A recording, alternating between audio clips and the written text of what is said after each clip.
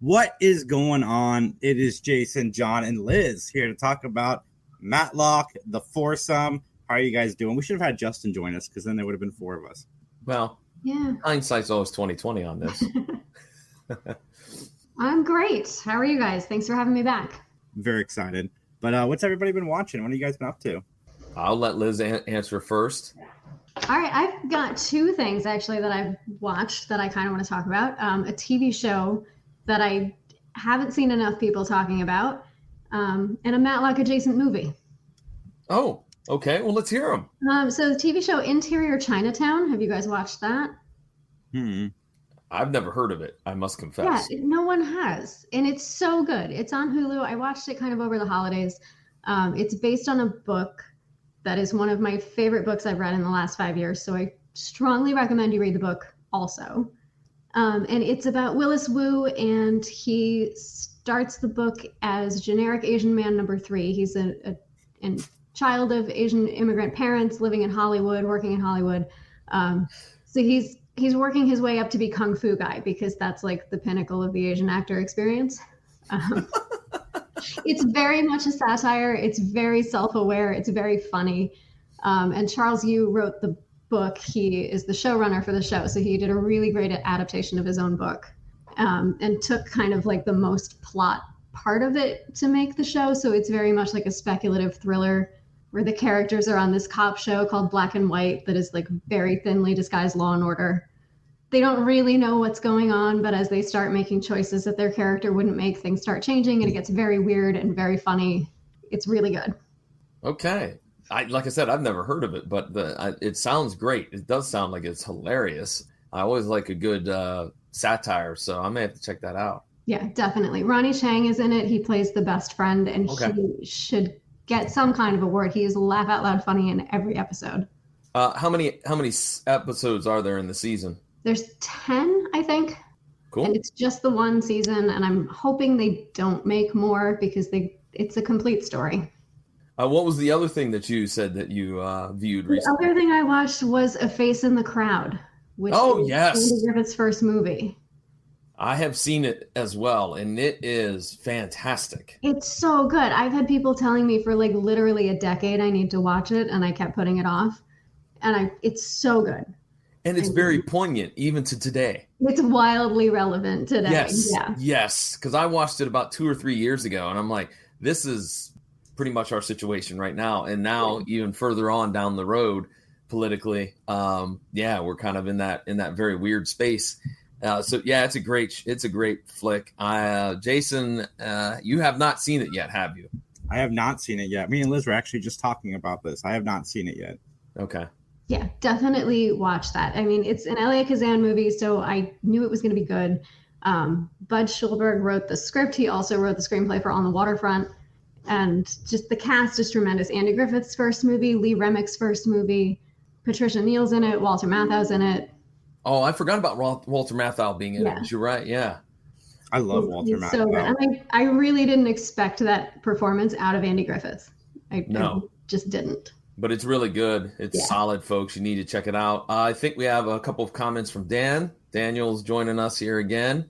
Hey, what's up, buddy? What's going on? Nearing the end of end of Dallas season 13, so I will soon be searching for another show. With WrestleMania nearing, my wrestling DVD collection will be getting a workout. I'm glad you're here, Daniel. Of course, you're watching Homicide on the side as well. And I'm glad you're here because there's going to be a wrestling reference that I, with all due respect to Liz and Jason, I'm not sure they're going to get it. It's an obscure one, so definitely not. Heading your way soon, Daniel. I'll be dropping that soon. Jason, what have you been watching? Dude, I started a new show with my friend Jamie. Justin was a guest for it. It's called The Big Binge Watch List, where we just talk TV. Every show, Daniel, she's really funny, but she called Friday Night Lights an oldie. So I don't think she's going to watch some of these shows Daniel is watching. But in all fairness, Dallas, man, just seems like a rough watch. But I've been watching everything. I'm trying to get caught up for next week, so I'm as current as humanly possible. So I just finished watching Tracker. I've been watching Jack Reacher. Why does every single one of those shows, the character's name is Jack? Jack Ryan, Jack Reacher, Jack Bauer. Because it's a strong name. I guess so, man. Like I'm serious. I think that's the the reason. suit's badass because Jack Reacher is definitely that. This show is so unrealistic, but it's so fun in every shape of the word, and especially season 3 is definitely the least realistic season of it all. But I'm enjoying every second of everything I'm watching so far. Well, I have one thing that I've watched and one thing that I will be watching because it is Sunday, March 9th, and tonight at 10 o'clock, the 4th season and final season, sadly, of The Righteous Gemstones is airing on HBO Max. I'm a huge fan of Danny McBride. I've really liked all of his series that he's put out. Righteous Gemstones is fantastic. It's wonderful. I'm kind of sad to see that it's ending, but I'd rather, I don't know, I'm the guy that would rather go out strong than just kind of fizzle out. Speaking of like Homicide, real quickly, I hate to ruin it, Daniel, but season 7, the last season is kind of bleh. They should have ended it at 6. The thing I'm watching, or just completed, also an HBO Max property, is The Creature Commandos, which is an animated DC comic / cartoon done by James Gunn. It was fine. It's just the Suicide Squad. You know, it's the, hey, we have 6 wacky outcast heroes. We're going to throw them together under Rick Flag, and there they go. They're going to go off and fight bad guys. And, I mean, it was all right. I thoroughly enjoyed the character that Sean Gunn voiced called G.I. Robot. He was hilarious. He's a one-joke character, but that joke was so perfectly timed every time he told it. It was fantastically funny. So I recommend, if you just want something mindless just to check out and just have fun with. It's only 7 episodes. So, and it's 20-minute clips. So you can theoretically on a Sunday bang them all out and be done. All right. Well, by the way, Jason, are you caught up with Matlock? The new Matlock. Okay. Liz, are you? I'm close to caught up. I think I might be 1 episode behind. I just watched like the custody battle episode. Okay, so you're 2 behind because I'm 2 behind. Yeah, because last night I was with my girlfriend. We wanted to watch it. We were trying to figure out which one we were on, and I'm like, no, the custody battle we watched, it's the next one. So I got 1 left to go too, but I just mentioned that because we might be having a little bit of a tie-in with that. I'm just gonna tease. We might have a little tie-in with the new episode, the new season and the new series. So that just teasing people just a little bit there. So we got some things in the works, right? It's Jason? really good, people. You guys should go watch it. Oh, well, yes, you should go watch Matlock. Good. I like it. Yeah. All right. Comment from Daniel again. Let's see, Justin, can you bring that up? We don't deserve Kathy Bates. We don't. Danny McBride and Walter Goggins are great and everything. Yeah, they are. They are. They are fantastic. Absolutely. All right. With that, then, are you 2 ready to get into our start of the show here? I cannot wait, John. Yeah. All right. Then let's go ahead and get into our opening statements. All right. The name of the episode is The Foursome, and the original air date for this episode is December 20th, 1991. And hey, when you think about an episode dropping right before Christmas, you think of golf, right? I mean, of course. It goes hand in hand with the holiday season. We have about 3 guest stars to highlight and talk about. The first is Daniel Pilon. He will be playing the role of Stanton Amory.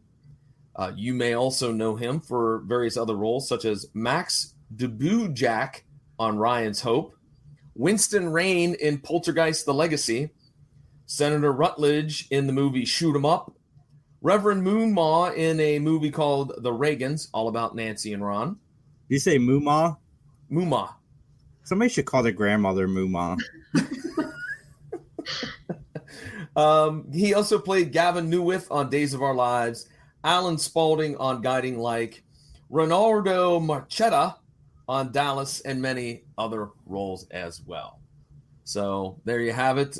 Daniel Pilon, who does play a very good jerk here on this episode of Matlock, I must say. Yeah, he's not likable at all. No. All right, here we go. Our next guest star is Mitchell Ryan, playing the role of Ellis Blake. Now, you may also know Mitchell from his roles in Grosse Pointe Blank as Mr. Bart Newberry. Dr. Wynn in Halloween, The Curse of Michael Myers. All right, Jason, which one is that one? Because I only know them by numbers. That is Halloween 6, which is the very first movie to ever star Paul Rudd. Really? Mm-hmm. Okay. All right. He also Looking plays exactly the same as he does now. He also played the General in Lethal Weapon, Mr. Allen in Liar Liar, Edward Montgomery on Dharma and Greg, Jonathan Clayton on Wings, Grant Everett on Silk Stockings, Vardis Hammond in the 1995 movie Judge Dredd, and many, many more. I just like to throw out there that I think the Carl Urban, more recent Judge Dredd is fantastic, much better than the cheesy 1995 one. I have seen neither. You've seen neither? Oh, okay. I've seen neither. Oh, well. I know. Being the big Rob Schneider fan that I am, I can't believe I have not seen Judge Dredd. Yes. Anyway, you know what? I was going to go back. Let's go back to Daniel Pilon for a moment. Jason, do you know what Poltergeist the Legacy? Because I've never heard of this. I mean, I know Poltergeist, but I didn't know there was a TV show. Did you know? I did know. I've never seen it. Like, I don't know if it ties to the movie at all. I think it's kind of like the Friday the 13th show was. It was more using the name. Okay. But I haven't seen it. All right. Well, and our final guest star is Amy Stalk as Deputy DA Lauren Richmond. You may know her from her role in Summer School as Kim. She played Missy or Mom, depending on the part of the movie that you were watching, in Bill and Ted's Excellent Adventure and Bill and Ted's Bogus Adventure. She also returned as Missy in Bill and Ted Face the Music. Yeah, when she married when she divorced Ted's dad and married Ted's brother. Yes. There you go. She also played Beth Dillon or Beth Reardon. I assume that there was a marriage on the show on Gunsmoke movie, on 3 Gunsmoke movies, excuse me.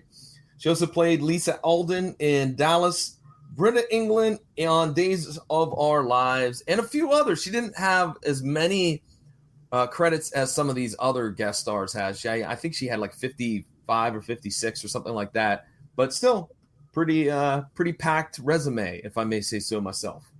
Yeah, I love her. All right. Well, then it's time for me to ask both of you a very important question. And that question is, are you ready to give an opinion? Your opinion and only your opinion, so help you? Nope. Have a good night, everybody. Talk to you soon. You love to pull that gag. It's time to testify.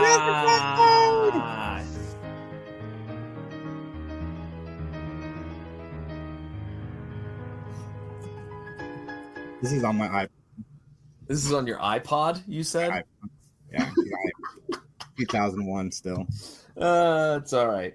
The plot of this episode is Ben defends a golfer accused of killing a blackmailing caddy. All right. This is probably the weirdest opening scene that we've had in a while. It is a shot of an affidavit. Some other documents. I think they were tax documents. I'm not sure. I'll leave that up to Liz to comment as to what those were, if they were tax documents or not. I was distracted by the paperweight that I thought was going to be a lot more important than it was. Right? Okay. Yeah, and then it was just weird. Like, there was other shadowy stuff in there. It was very, very bizarre. But we cut to a scene of a ritzy house with a man who is Ellis Blake printing out documents, and he hears a door shut. So he runs out into the balcony, I guess you could say, or the second floor stairs, flips on a light, and his daughter's kissing a boy. Well, kissing a man. His adult brother, or his adult daughter, is kissing a man. First off. Secondly, I thought he was going to be the one to get the axe. Who?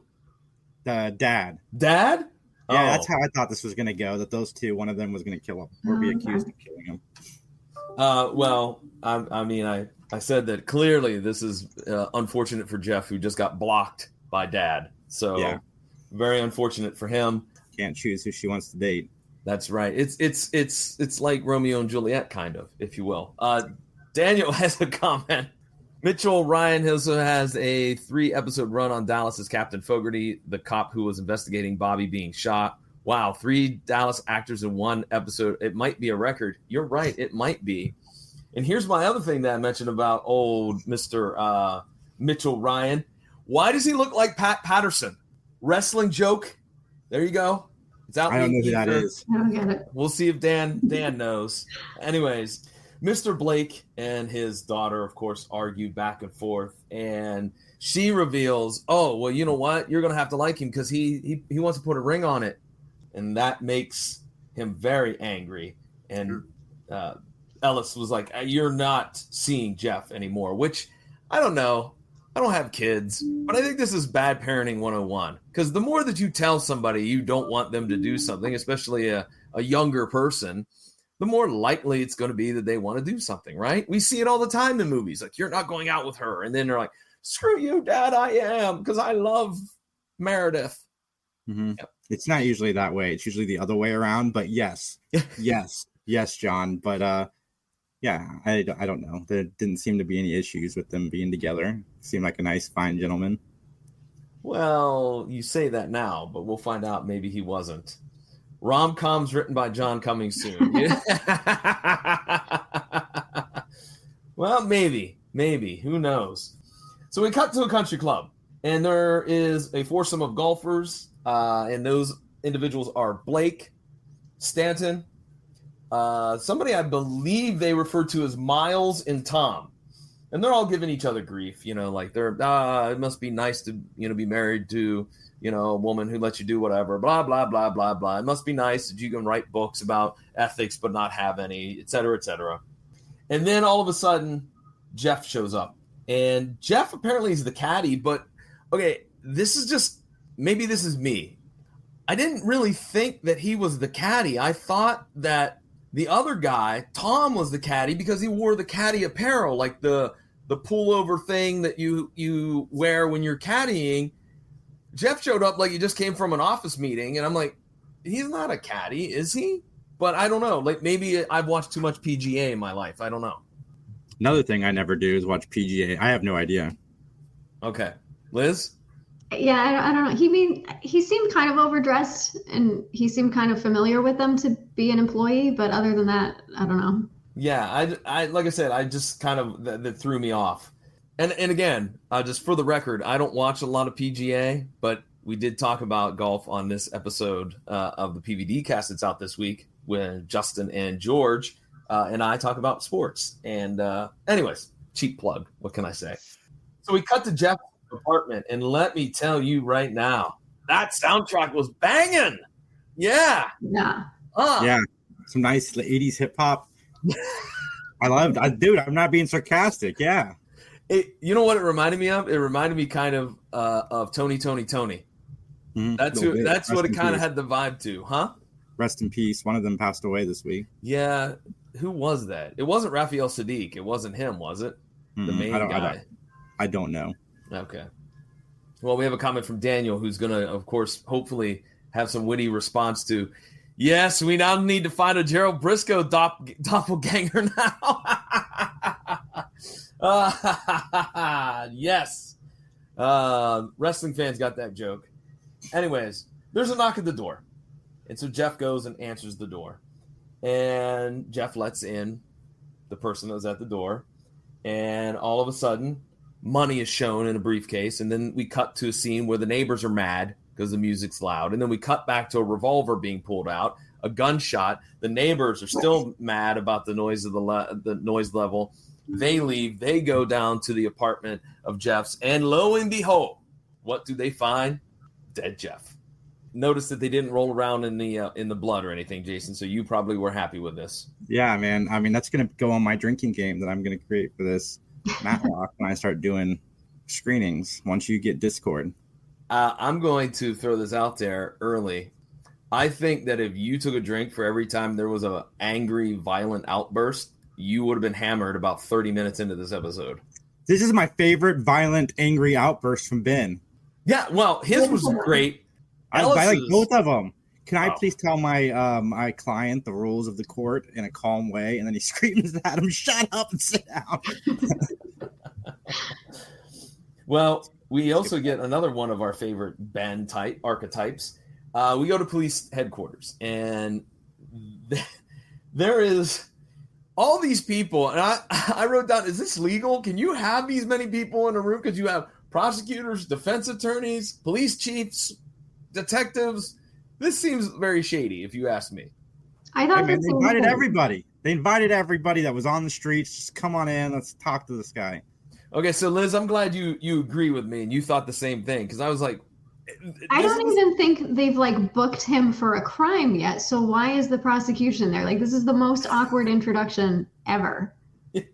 Yeah. But Blake, he's like, no, I didn't kill Jeff. And then all of a sudden, one of our favorite Ben archetypes show up, Sleepy Ben, who Sleepy, angry, tired, annoyed Ben. Yeah, in his half suit, half PJs, hair a mess. He looks ridiculous.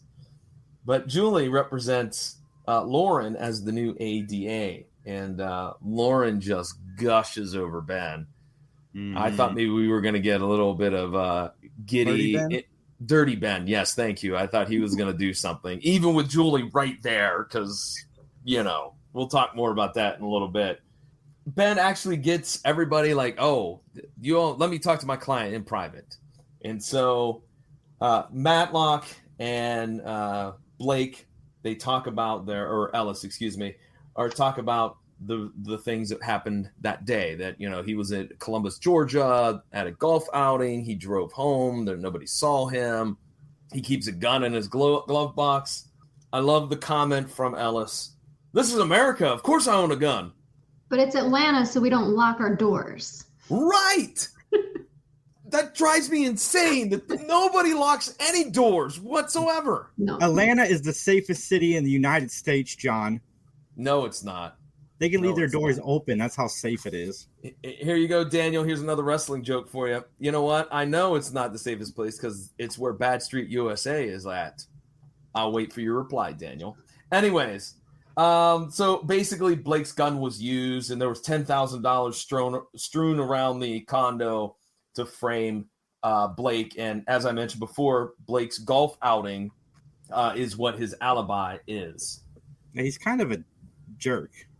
He is very much a jerk. And just, I don't know. Like this character, I don't want to tip my hand early, but I found him to be a little bit annoying.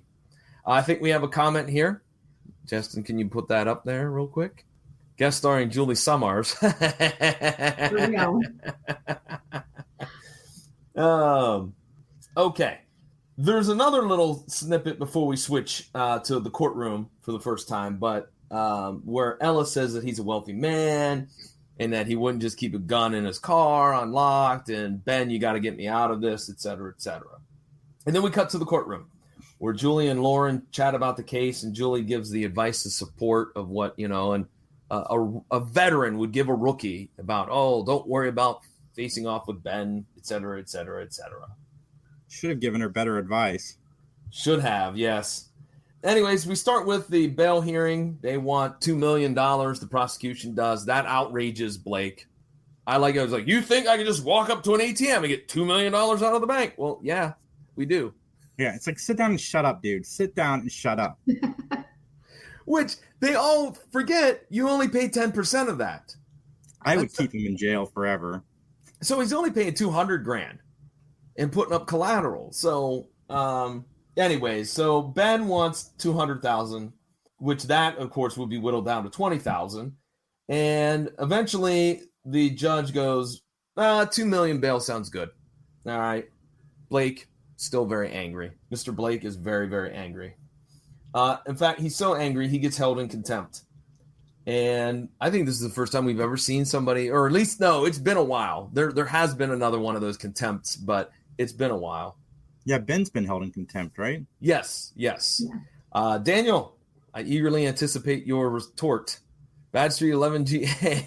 It's also where WCW was headquartered, and we know how they churned out some scary stuff. That's correct as well. So I'll try to now, for the benefit of Liz and Jason, try to withhold more wrestling jokes. So it's all right. I got a mute button. You'll just take me off the screen. I know. I've learned my lesson. I can just do this right here. How you doing, Liz? Let's have a talk. What? So at this time, I just really was like, who is this Fred Bigelow guy and why is he important? Like Male gigolo. Sorry. Every time his name is Rob said. Schneider. We're just gonna keep coming up during this show. Hey Rob, do you want to come on the show? We could talk. I mean, we could talk Deuce Bigelow. We could talk, anything that you've been in. We could talk about. Anyways, Yeah, James, a big fan of The Animal. Who is? You are. I've never seen The Animal. Rob Schneider's The Animal. You haven't seen that? Have you seen No, the I know of it, but I've never seen it. In fact, I'm hard pressed. What have I seen with Rob Schneider in it? Every Adam Sandler movie. No, but I saw one of the there was the one, it came out recently straight to Netflix with Rob Schneider was a guest star in it. And it was a The football one? No, the one that like they wanted it was the girl was not the right girl that she had an The Wrong Missy. I actually like The Wrong Missy. Thank you. It's like my first David Spade movie I've liked in a very long time. Yes, thank you. I forgot. I couldn't remember it, but yeah, that was I think this is the last one that I've seen that had Rob Schneider in it. Yeah, it was a fun little rom-com. Yeah, it wasn't bad. He's hardly in it, if I remember correctly. It's he's one of the guys on the boat, I think. I'm not really a Rob Schneider fan, everybody. He just happens to be in movies that I like.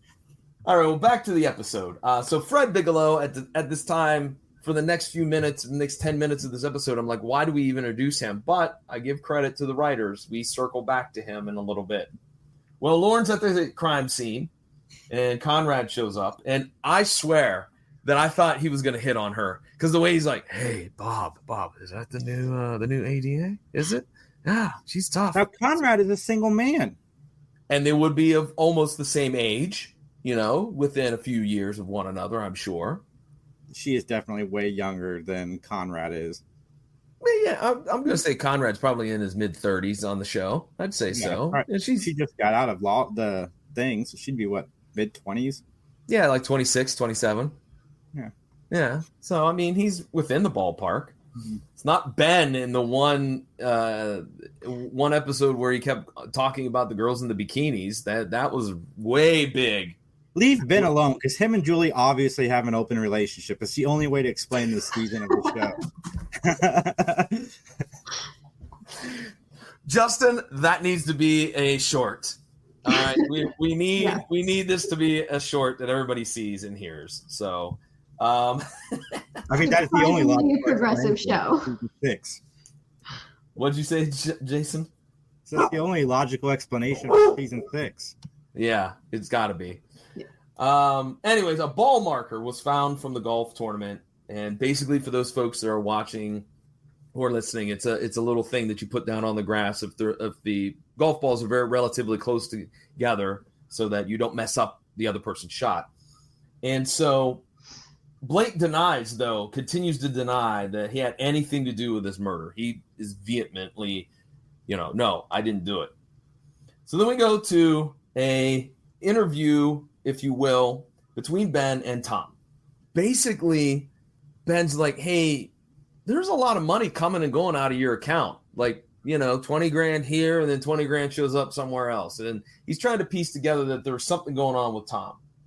I love the golf edits, by the way, that you clearly know no one touched that ball, that they had a golf pro out there swinging and hitting. That the jump cuts were hilarious. I loved them. I thought they were great. So basically, it's revealed that Jeff is actually blackmailing Tom because Tom had some business partners and he may or may not have cooked the books for the restaurant. And apparently he did. And so Jeff has proof and he would willingly give it to them. The fact that this episode was called Foursome and it's about golf and they didn't spell it Fore is very disappointing. Good point. Yes. Very good point. Absolutely. I'm going to lose a whole point in my rating just for that. Then Ben interviews Miles. Miles loves his grandmother. Maybe this is where Moo could have come in handy. Could have fit it in right there. But Jeff loves his grandmother. And I was like, why is Ben giving him golf tips? I'm like, no. Obviously, it turned out to be a giant ruse, which got me hook, line, and sinker. So I gotta give credit to the writing team. Good one.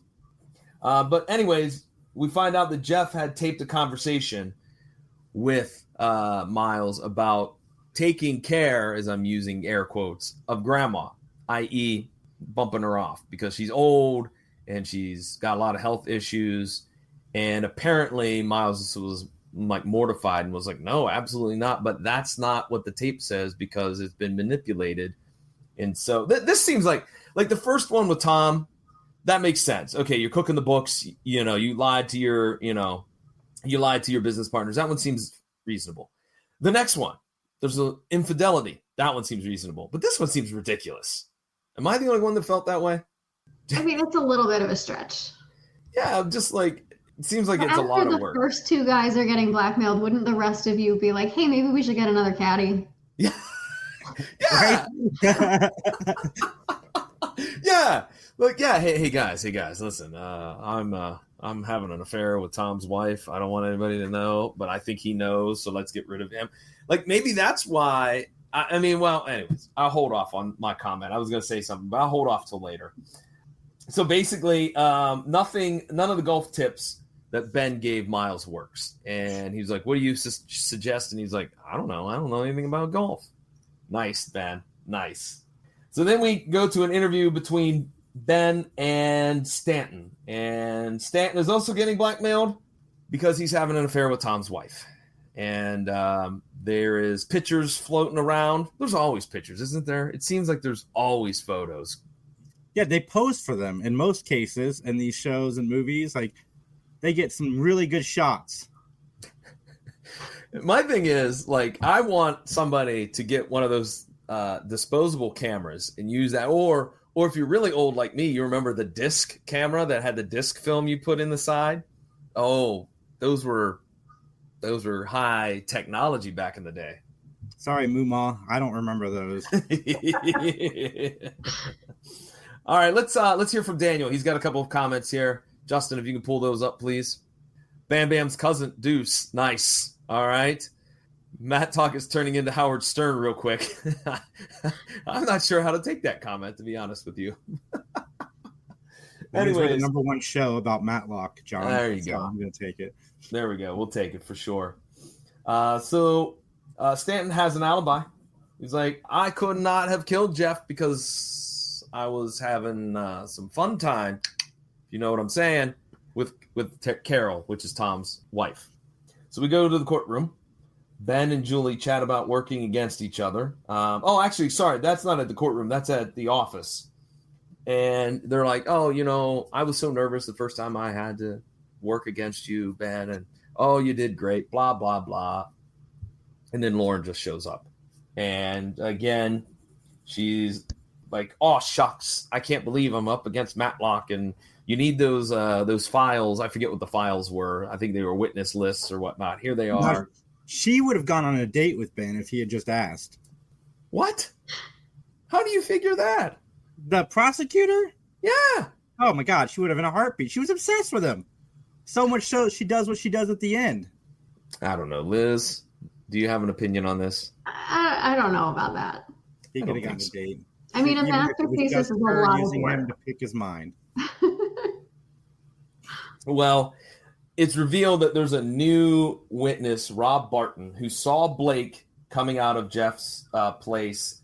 And basically, when this is mentioned to Ellis does what? He gets angry again. Take a drink, folks. He said, look, man, I went there. I didn't tell you that, but I went there. And I was so mad that I would have done some bad things. But by the time I got to the front door, I turned around and left. So, yeah, I was there. I was at the premises. So Bob Brooks is on the stand. He gives some information about the gun and the bullets and the ball marker and whatnot. And then I have wrote down the 3 words I never thought that I would while doing this podcast. Lauren Matlock's Matlock. Her way she manipulated the judge about this new witness that she has was fantastic. I enjoyed it. Yes. I wrote down something similar, actually, because I really I want to shout out the costume department in this episode. in this whole trial sequence, she is dressed in white and gray to mirror him, and I thought that was a really nice touch. Again, could have gotten a date. They would have been matched. Stop it! Stop it! Anyways, great catch, Liz, because you know what? You're right, and it went right over my head. I didn't even notice that. I missed it too, and I watched it more than once. Yeah, but anyway, so Fred Bigelow, American Gigolo, is called to the stand, and basically he says, "Look, while I was in jail with Ellis, he admitted he killed him. All right, which means there's another outburst. So." One little thing, by the way, real quickly, that I would like to mention that it was in my research. The actor, and I didn't write it down his name. I should have done a better job and wrote down his name. But the judge, this is going to be his last episode of Matlock. I think he's not Cooksey. He's the Beaumont was his name. And this is going to be his final swan song, if you will, for the show. So we cut back to Ben's house. Conrad and Ben are talking about the case, and they're reviewing alibis. And Conrad interviews Tom. And then, as he always does, he follows Tom. This is, of course, Tom was a restaurateur. He was busy that night. There was a little bit of hostility between the two of them. And so he follows them being, Tom and his wife. And Tom and his wife enter this room with lots of people.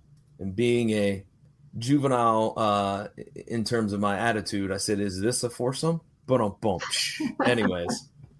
It's more than a foursome, if you ask me. But basically, it was an AA meeting for Tom. Lauren is working late in the next scene, and Julie stops by, and Julie tells her what a great job she's doing, and they hug, and they're like, oh, thank you so very much for everything. And basically, Lauren says, is there anything I can do for you? And Julie says, win one for me. So that rivalry is still there. So we are going back to the courtroom. Bob Brooks is back on the stands, and the money was sent for Prince, which my question was why it seemed like this was an afterthought. This should have been done right out of the gates. Am I right? Yes, definitely. Yeah. So the money was sent for Prince. Ellis, I keep referring to him by his last name. Ellis, his prints are on three $50 bills. And it's time for what now again, you two? Time is it? Time for another outburst. Mm-hmm. Yes, take a drink, indeed. In fact, that's a great idea. Anyways, so then Ben, he manages to get a little privacy so he can talk to Ellis about, hey, look, things aren't going well. Why don't we pitch a plea deal? No. Well, look, I don't know what else I could do. I want to go on the stand. No, you don't. You don't want to go on the stand. I want to go on the stand. You're my lawyer. You do as I say. And we cut to you're not nice enough to go on the stand. Yeah, I mean, it just is. I think with all the outbursts, he's shot himself in the foot that he couldn't be a good witness for himself. Blake is on the stand. That's our next scene. Blake recaps the night of the murder. He was like, I went to Columbus. I played in golf. I came home, et cetera, et cetera. And then Lauren cross-examines Ellis and said, well, you lied about your alibi. All right, because you were over at Jeff's house. You lied about that. And by the way, you have 3 ball markers in your pocket. They were found when you checked into jail, when you went for contempt. And then Blake still denies. He's like, I didn't do anything. I did not do anything. I'm innocent. But unfortunately, the jury says otherwise. Guilty. And Ben is shell-shocked. And I think this is the best scene and a great way to merge into the commercial break. Fantastic. I really like this scene. And for just a quick second, I want to just commend our producer, Justin, who just sent this over to me. And this is just fantastic. The episode is called The Foursome. And now we have this lovely photo that Justin sent her. I just... No word. I have nothing to say on this. Oh, man. Okay. Let's move on, shall we? Well, we're going to have a congratulations party for Lauren, right? And it's going to be a surprise. And somebody named Peter shows up, and he's like, hey, is Lauren around? No. Do you need to see her? She's not here yet. And of course, Peter's like, nah, you know what? We just shared a drink last week in Columbus, and I thought I'd stop by and hang out with her. When this happened, I thought she's the one who did it. I didn't know how, but I thought the prosecutor was involved. Well, I'll hold off on my thoughts until we go to closing statements. So Julie immediately calls Ben and said, hey, you want to take a ride to Columbus, Georgia? And so we go back to the courtroom where this is apparently an appeal hearing. It happens really fast in real life, everybody. It is a turnaround event. It takes like years to get an appeal. Yeah, of course. So prosecutor malpractice or malfeasance, whatever they are wrongdoing, is what they're trying to figure out. Lauren is very much angry. She, quote, calls Matlock a sore loser. I loved how the judge was like, look, I understand Mr. Matlock likes a little leeway. I think I'm going to give him a little leeway. No, really? At least, Ben's record kind of spoke for itself in this instant, and we didn't have to go through he's not going to let him have it. I guess. Yeah. I just was like, maybe it's because the judge was like, hey, I'm done. Can you write this in the script? Can we have this? Can I have this line, please? Maybe that's what it was. I don't know. But I was like, I wrote down leeway. Ha, ha, ha, ha, ha, ha, ha, ha. All right. Dennis Fry comes into the courtroom and he goes to the stand, and he is the manager of the pro shop down there at the golf course in Columbus. Lauren bought a ball marker the day or two before the actual murder takes place. And so Lauren used that ball marker to frame Ellis.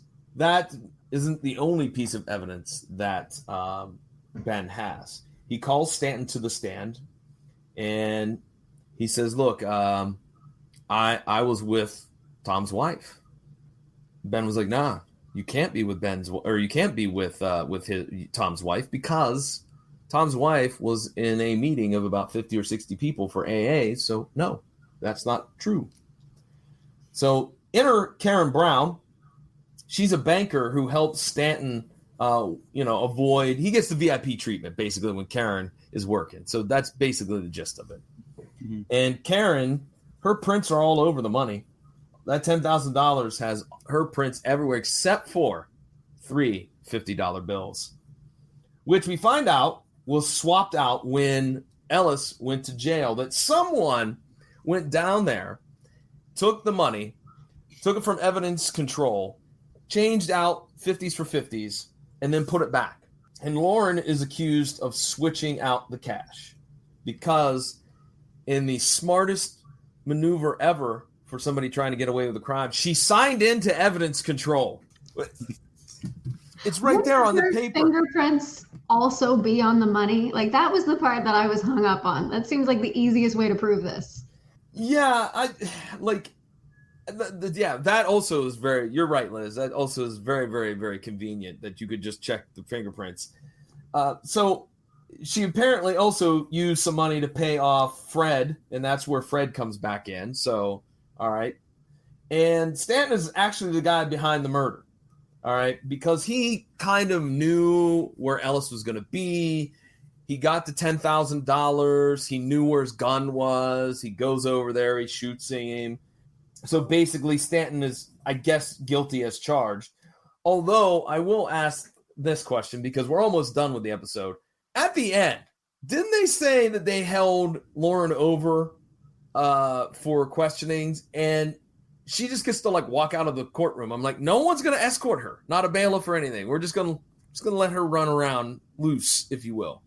Well, I think that in that case, it's got to be handled by the district attorney directly. Okay. So she would probably go see her boss. Okay. All right. Well, Julie. It's more of a fireable / getting kicked out of the bar, I think, before criminal, but I could be wrong. Okay. I only know what I know from watching these shows. So. And we know a lot. We could be attorneys. We could be, man. I've seen like 30 seasons of Law and Order like together. Yeah. Absolutely. I had an ex-girlfriend. I said that one time in front of an ex-girlfriend. She goes, no, John, you can't be a lawyer. You could be a lawyer on TV, but you can't be a lawyer. I'll take that as a compliment. Thank you. All right, Julie replaces Lauren. She makes the request to do so, and then the judge reprimands Lauren. How dare you be a vigilante, so to speak? And Julie gets the case tossed out, and then I put down, is Lauren arrested? Because I was kind of like, this seems like this could be a felony. And so, Jason, thank you for giving me your 2 cents worth. And Lauren apologizes and tries to make it all about Ben. I was under a lot of pressure. I had to beat you. You're the GOAT. I don't know if I could have done it, et cetera, et cetera. I'm an obsessed fan. I want to take you out for dinner. Ben, of course, is like, okay, that's great. Moving on. So Ben and Julie, they talk a little bit about the case, and then they're off to go have dinner. Julie and Ben, Jason, had dinner. I didn't say that he was going to. I just said he could. I'm going to say that he owes her dinner, because he ends this with like saying, like, if you take me out to dinner. No, she figured this out and handed it to you. He owes her dinner. Good point. Very good point. Yeah, absolutely.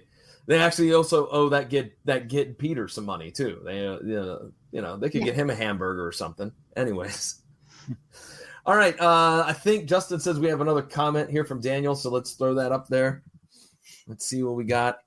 The guy playing the judge in the trial, Jason Ringren, actually voiced Boba Fett in the pre-special edition version of Empire Strikes Back. Oh, well, thank you for that. Wow. Okay.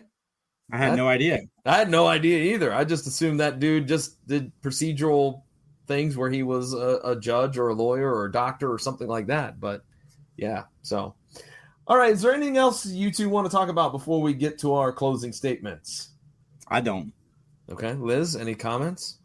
I'll save my comments for my closing statements. All right, then let's get on into it with our closing statements. This is the part of the podcast where we rate the show on a gavel system. 1 gavel means 5 gavels means we absolutely loved it. Negative 30 gavels means that we're going to go watch golf and probably fall asleep. I give this a 3-ish. I like this episode. I thought it was fun. It's cheesy. I had a good time watching it. It gave me Angry Ben. I love Angry Ben. I'm going to charitably give it 3. I think it's a 2 gavel episode, but half a point for the costume department and half a point for the time travel that I feel like has to happen, because that's the only way like this timeline actually makes sense with the ball marker purchase and planting evidence. And I don't know. It was kind of a mess. Well, I'll be the odd man out. I gave it 4. And here's why. I like that Ben lost the case, even though we knew that something had to happen because it was, it's Ben. I actually thought that Lauren being the part of this villainous plan was really good. In fact, I actually thought the daughter did it. Like, I came to the conclusion about 20 minutes in, I'm like, the daughter did it because Jeff can't be, if I can't have him, nobody can. That type of like psychotic mind thought. This should have been a 2-part episode, to be completely honest, with it ending with him losing and then some kind of a nugget to bring you back, kind of flesh out her being, a bad DA agent. I do agree that the ending was a bit rushed, but sorry, John, continue. Well, I actually thought to myself, I'm like, would it be wild if the ADA is involved in this? And I was right, but at the time I didn't know. So I like that.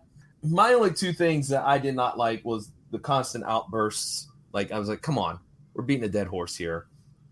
And I did think that I wrote down the whole thing about Jeff being a good caddy. So, but yeah, I kind of dug it. But Liz, did you have a comment that you wanted to share? No. Oh, okay. I thought you began to talk and one of us cut you off. Sorry about that. So, all right. So overall, 3.5, 3.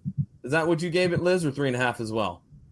I gave it 3. 3, and then 4 for me. All right. Our producer is hard at work. He made a new one, and this one is better. I do agree with Justin. Here you go. This is great. Look for Ace Calhoun.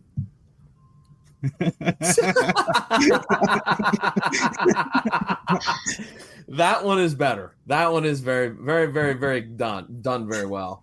I think Daniel had a comment too, real quick. Can we 4 out of 5 for me. I didn't expect Ben to lose, honestly, which was very neat. Yeah, I felt the same way. I felt that there was a lot of obstacles in the way for Ben. So I would like to see Ben lose just to lose.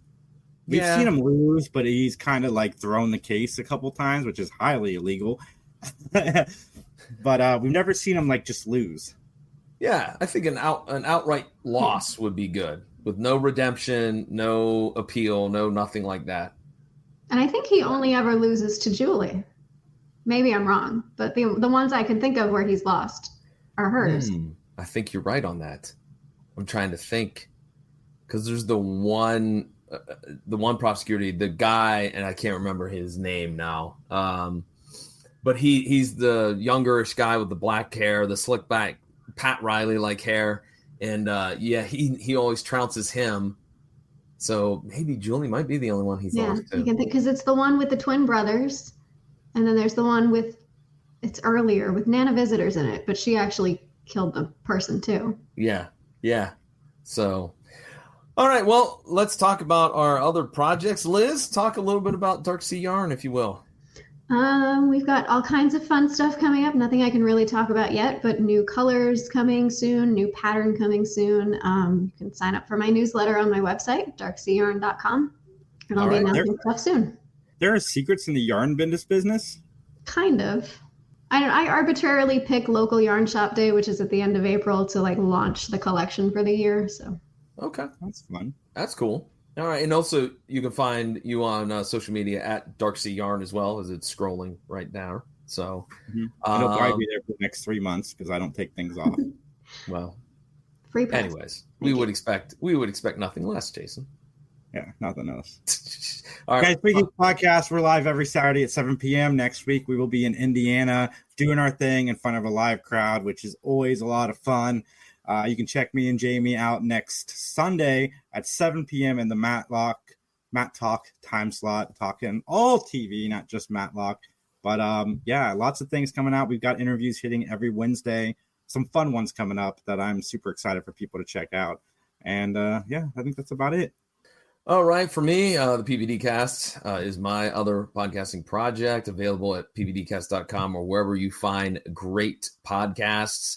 Right now, as I mentioned earlier in the show, George G3, who is one of the men behind the Dueling Aces podcast, and then, of course, Justin.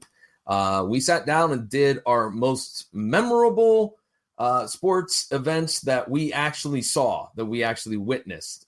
So it's pretty interesting. We do the top 3. There's some cool stuff that popped up there as memories for George and Justin. So check it out over at pvdcast.com. All right. With that, then, ladies and gentlemen, thanks, Liz, for jumping on. We appreciate it. Always a pleasure to have you, and we can't wait to have you back again. Thanks for having me. You're welcome. And with that, ladies and gentlemen, as they say in court, nothing further.